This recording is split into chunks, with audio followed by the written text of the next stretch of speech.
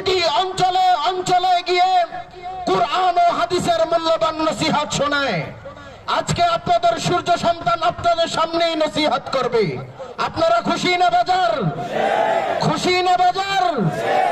এখনই আমাদের সামনে হযরত মূল্যবান নসিহত পেশ করবেন। আর সময় নষ্ট করে আপনাদেরকে কষ্ট দিতে চাই না।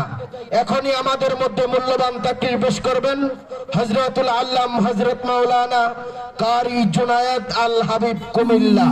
নারে তাকবীর, নারে তাকবীর। জুনায়েদ আল হাবিব হুজুরের আগমন, জুনায়েদ আল হাবিব হুজুরের আগমন। নারে তাকবীর।